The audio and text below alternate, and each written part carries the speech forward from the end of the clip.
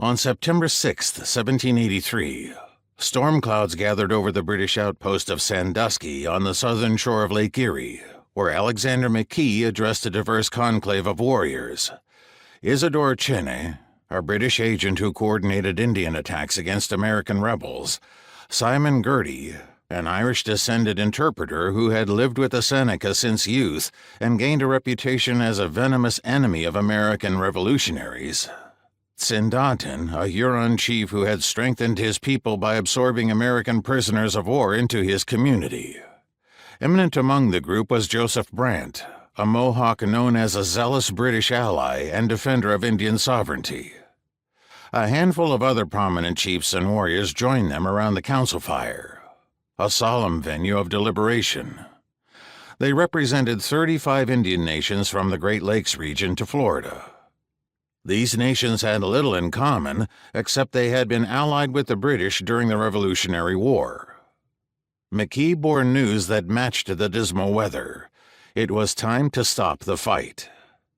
As deputy Indian agent for the British, McKee reminded his hearers that his government had decided to end the long, bloody, expensive, and unnatural war against revolutionary America. He urged them to cease the fighting and release American prisoners. Born to a Pennsylvania frontier trader, McKee felt a strong kinship with Western Indians. He had married a Shawnee woman who bore their son. He had watched Indians suffer, kill, and die for their land. He knew that those who gathered with him feared what American victory meant for them all. Before the war, King George III had tried to keep peace with the Western Indians by retraining the westward movement of his American subjects. In 1763, the British Crown had gained vast dominions between the Appalachian Mountains and the Mississippi River when it defeated France in war. The court established what became known as the Proclamation Line in 1763, beyond which Anglo-Americans could not settle. British Americans itched to acquire the land, inhabited mostly by native nations.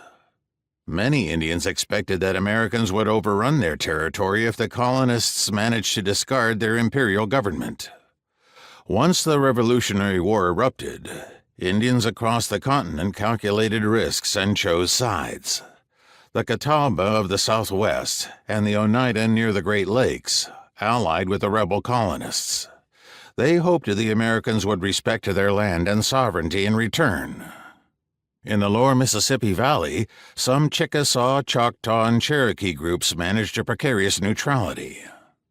Many powerful contingents of Iroquois, Delawares, Shawnees, Creeks, and Cherokees allied with the British and fought Americans in the Ohio and Mississippi valleys. The Indians had continued hostilities long after the main British army had surrendered to George Washington at Yorktown 2 years earlier. They and others assembled at Sandusky to confer with their defeated ally and chart a path forward.